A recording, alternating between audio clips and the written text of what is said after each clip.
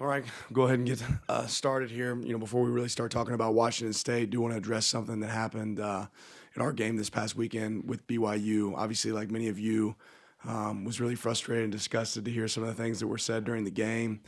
Got the opportunity to reach out to Coach, to Kalani. I know our athletic director Rob got to reach out to Tom, their AD, there at BYU, and express our frustration and also apologize for the behavior of few that really puts a cloud over a great group and a really fun situation for our players and our fans on Saturday. So that being said, there's no room for that in our stadium, and anybody that's going to partake in that doesn't need to be in our stadium. So that's been addressed. We're looking forward to getting to play a good Washington State team. These guys have gone and won some tough games and been in some tough battles. Obviously, getting a chance to go play a team like Wisconsin and playing the way they did is really impressive. They won some tough games. I think they do some unique things offensively and defensively. Coach Dicker's done a great job up there of being aggressive on defense and creating some negative plays. They've had some really explosive plays on offense. They have a quarterback that can extend plays and does a good job of getting the ball downfield, but is also dangerous with his legs. So they certainly present some unique challenges. And as we all know, traveling to Pullman, that's a unique environment, a special environment to play games. So I expect them to have a great crowd out there and it to be a good challenge for our players. Start with James here on the left. Bo's situational splits on 3rd and 7+ and 3rd and 10+ compared to his time previous to here is about as sharp a 180-degree difference as there is. Talked a little bit after the game about stuff that you guys might have identified to help alleviate that. Can you expound on that, Dan? When you see those, like I said, I know it's a small sample, but it's so extreme. Like he went from one of having the tougher stats on those situations to now being among the top 10 in the country. That's about as sharp a difference as it gets. No, I think it speaks to his growth as a player. I think it also speaks to the plan, for him. And I think we all can agree that being in 3rd and manageable or 4th and manageable is a lot better than being in 3rd and long. Situations. So it's us making sure that we stay on, really, in sequence on offense to where we're not taking negative plays. We're not putting ourselves in holes to where you have to, go be in 3rd and 14 or 3rd and 10 situations. But he's done a good job of operating what we've asked him to do. Right here in the middle, Eric.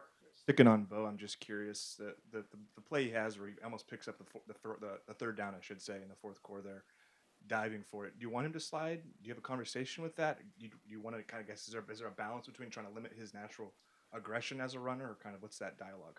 I didn't tell him to slide. I mean, I like guys that are winners that want to go get first downs, like Bo wants to get a first down. You obviously want to be smart, and but you're a competitor. You want to go get it first, go get it first. And certainly at some point I could be sitting up here and I could regret that I said that, but I didn't. You don't tell guys how to compete, and Bo wanted to compete and go get a first down. I'm excited to see it. I remember being a kid watching. I don't like the Broncos. I like the Chiefs, but I remember John Elway fighting for first downs and like doing the spinning into the end zone, and like you appreciate that to me as a football coach. So I'm glad he's trying to go get it first. Right here, second row in the middle.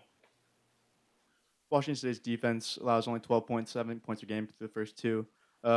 Is there anything your offense needs to focus on specifically in this game, like that you guys need to focus on going into this week?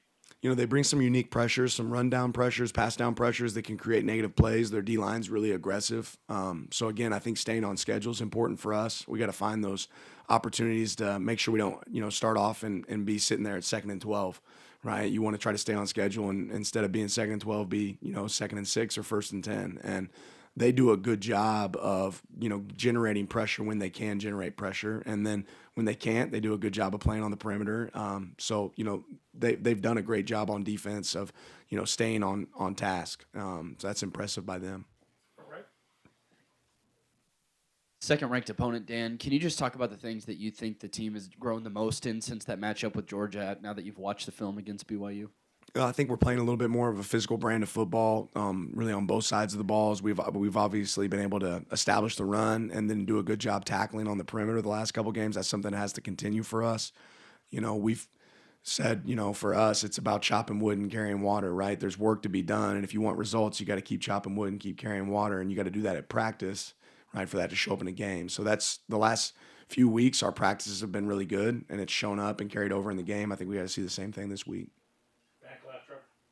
Dan, you're one of just 4 teams that hasn't given up a single sack yet, and you've done that with some reshuffling in your rotations. What do you attribute that stat to? You know, it's a combination of our guys doing well up front, the ball coming out on time up front.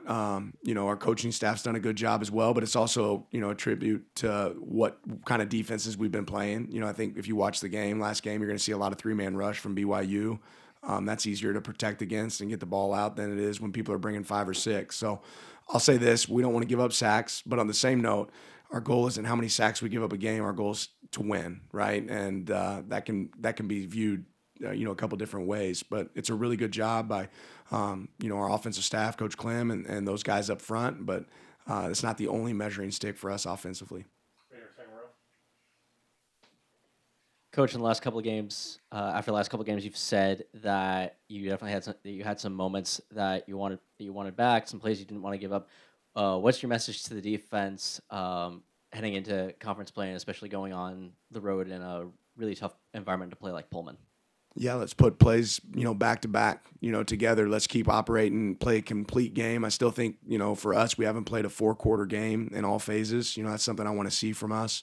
You know, but yeah, we want to go out there and compete and grow. So there's a lot of learning moments from us in this past game against BYU where, you know, to a certain fan or a spectator, it might not look for a moment of growth. For us, there's a lot of things that we can get better at. And we ID'd those today. Our players went out and attacked them today, and I thought we had a really good practice. Back right, Matt. You faced the air raid in the SEC with Leach, but Dickert has called this the Cougar raid. It's a more balanced, I guess, approach to that. I think they had a tight end catch a pass for the first time in 11 years. Difference between the traditional air raid and what they're trying to present as the Cougar raid. Yeah, they are. They're more balanced. You know, it's unique when I've played teams like this in the past. You kind of carry one defense, and it's what you have to play, you know, the entire week, and it's usually a little bit unique for that. That being said, they still have 11 personnel. They have 12 personnel. Like you said, they use the tight end. So it's more to prepare for. They do a lot more, but they still can create some of those issues that the air raid that can create. So not as much time can be devoted to one thing in practice, and I think that's a challenge. They do a good job of mixing it up, and their tight end certainly has caught a couple passes this year. Does a good job. James, front left. With a chance to review the film, Dan, your thoughts on how Triquez, Jaleel, and Dante each played, since they were each picked on at times, each gave up passes from one hash to the opposing out, and what will determine who among them plays more now going forward? Yeah, I mean, you said it. Each one of them had opportunities, and each one, you know, had success and didn't have success. So I think we have to continue to, you know, grow. We're going to play as many players as we can that can play winning football. All 3 of those guys are very capable of playing winning football and have. It's about developing consistency, you know, there at that position and being able to go make plays when those opportunities come your way. So, again, I think all those guys can play for us and play winning football. We'll play as many guys that can. In the middle, Eric.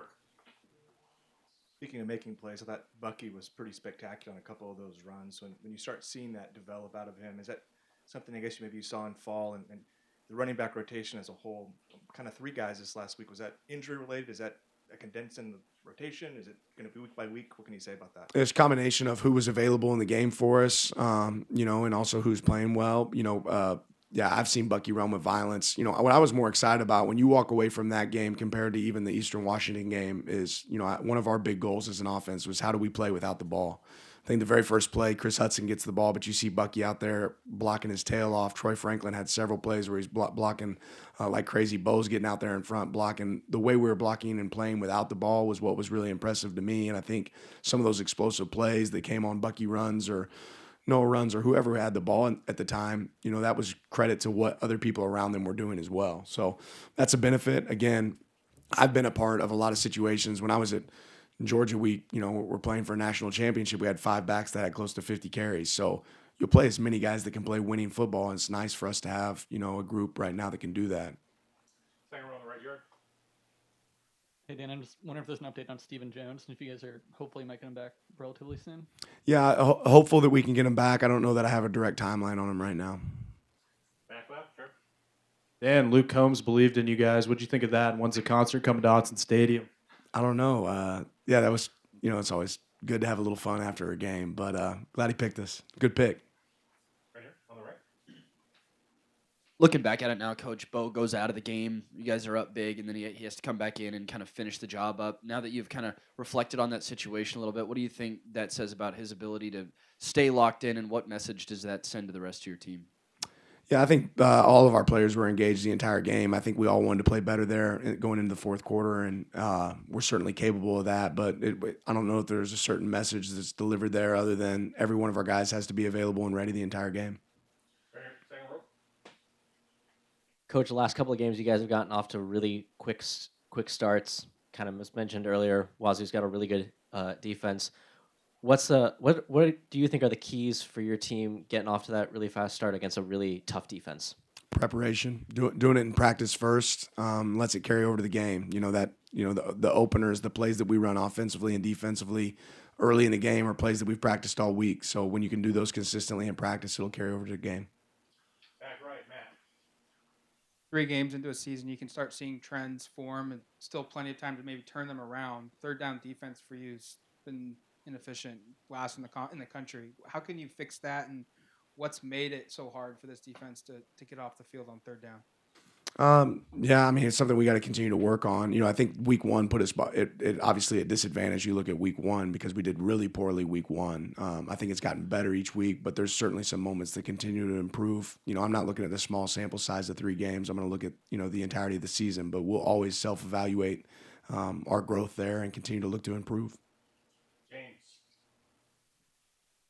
What makes Dion Henley for them just this, like he's leading in virtually every statistic, not just for them, but nationally among sacks. He's forced 2 fumbles, interception. I mean, he's got like a season stat line in 3 games. And this is a transfer who started his career as a receiver. What is it about him that allows him to be this dynamic? Yeah, athletic ability, motor, versatility. I think you see all that, and they use him in a lot of unique ways, which, obviously that's a benefit for them. Middle, Eric. Small sample size, I guess, still. But how do you reflect on your guys' return game? It seems like there's been some good returns, but some up and down plays. I know Chris kind of mismanaged one maybe this last game, but still feeling good about kind of what you've got back there. Yeah, I think we just have to be more consistent, and creating those opportunities in practice. We were able to show, some balls that were mismanaged in practice, and then we were able to show the game film. And guess what? It shows up in both places. So we work it. We have to work it and do it consistently in practice for it to carry over in games. But we have people that are very capable back there to return kicks for us, and we just got to take advantage of our athleticism when we get the chance. Back to James. Wazoo, I think, leads the country, or certainly leads the conference in takeaways, but they also give away some.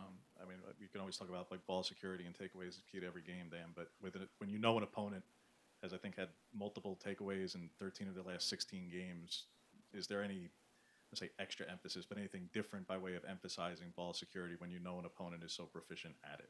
Yeah, you want to, takeaways come in bunches usually, right? We talk about games. Generally, they come in bunches, and it's something we certainly emphasize every single week on defense and offense. We did a ball security circuit today on offense, right? It's always going to be, at the forefront for us, but you want to take advantage of opportunities when the ball's in jeopardy. So we try to identify those, and hopefully that's something we can capitalize on this week. In the back right, Matt. Leduc has started the last 2 games at inside linebacker. Feel like he took a big step against BYU. Can you just maybe evaluate his growth this season through 3 games for you? He's done a good job for us being available. That's a part of it. And, part of that's based on the personnel that BYU's put out there on the field. When we play 12 personnel, we're going to play a little bit bigger at times. Jackson's done a good job of knowing his assignment and being available to help us. On the right, Rob. One thing I've heard from fans each of the last couple weeks is just being impressed with when you identify an area for improvement, it's showing up.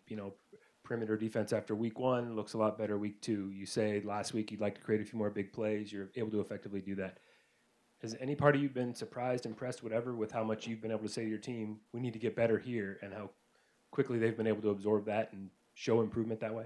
I just think it speaks to the character of our team and being able to take constructive criticism. It's such a trait that doesn't exist in youth at times today, where you hear something, if it doesn't sound like what you want it to sound like, it's not necessarily everybody wants to go work on it. Our guys have been hungry to improve, and if they see something that they can get better at and they can see a visual of why it matters, it usually carries over. And they do a really good job of receiving a message and then trying to detail their work so they can be better at it. In the middle, Eric. The jumbo package. I wonder if there's a name. Marcus Harper called it the big boy package. I don't know if that's going to stick. And then I guess why is Josh such a good fit as an extra lineman? And what was the audition process of finding a fullback? Because that's not something Oregon's done in a while. Yeah, it's something we've carried and worked on. You know, you've seen it for the first time really last week, but it's something that, you know, we've carried and wanted to be able to use. And we liked the way it looked early on when we used it in the game, and it felt like it was something we can lean on, you know, throughout the game. So again, Josh is a guy that's been, you know, he's grown more and more every single week into a role that we feel like we want to be able to make sure we can get him on the field and use him. And that's certainly a place that he can help us there. Back to James. DJ Johnson certainly showed up a lot in the box score, Dan, but there were a lot of plays that he helped make that weren't necessarily in the box score. It seemed like he was really all over the field this past week. What was your evaluation, just how he played from what showed up and what what showed up more on film maybe at times than statistically? Yeah, I think you know DJ's a guy that we can constantly point out defensively for us in our practice film and then on game film of his relentless effort and pursuit of the ball, right? And that carries over. You know, it leads to, like you said, several tackles, but also an impact on a lot of plays within the game. So I know DJ has some plays that he wishes he had back, you know, from that last game where he can grow. Looking for more opportunities for him to do that, but when you play with great effort, it shows up. On the right, Jared. I wonder what you made of Brandon Doyle' performance. I know PFF graded it out really well. What did you guys see from him? What PFF grade him as? Yeah, I don't. We don't look at the PFF grades, but Dorless played good. He played a good game. He's you know, there's just like I said with DJ, there's some moments where I know that Dorless probably wants to have back that he feels like he can do better, but he's been a guy that's embraced growth, right? And he's been a guy that, you know, practices really hard and then plays really well. And that's kind of the way it works. When you practice really hard, you play well, right? And that showed up for him, you know, in the game. So really pleased that he's able to help us out and help out our team. On the left, back-to-back Jareds.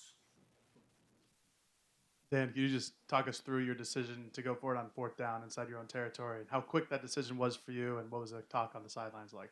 Yeah, I think I said it before, but that decision was made before the game started for us. We knew what situations within the game, when, you know, what we liked and what we felt would be effective against them. And sometime I'll probably come in here and it won't work, right? And I'm sure I'll get a lot of questions about that, right? But at that moment, we felt really confident in what our plan was, and that decision was made well before, you know, we got to the field on Saturday.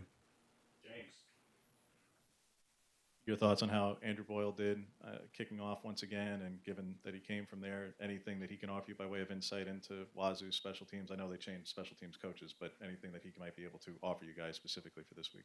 You know, I haven't asked him yet. I probably should. You know, I don't know if I need to wear like a long sleeve shirt or a T-shirt, but that would probably be the first question I'd ask Andrew. I think he would tell you that he wants to be more consistent, right? You know, he had some really good kicks, and he's very capable of placing the ball in the right spot. He's just got to do it more consistently. Back to James. The TV cameras missed it, but those of us in the building, some of us didn't. How has the management of in-game defensive subs become a little bit of an art at times?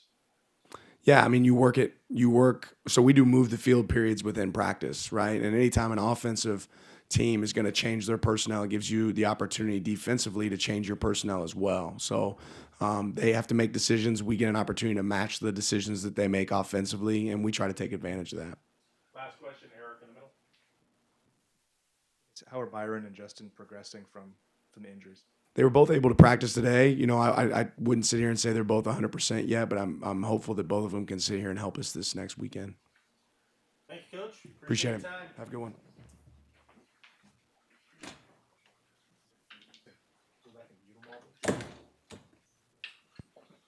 Just a reminder,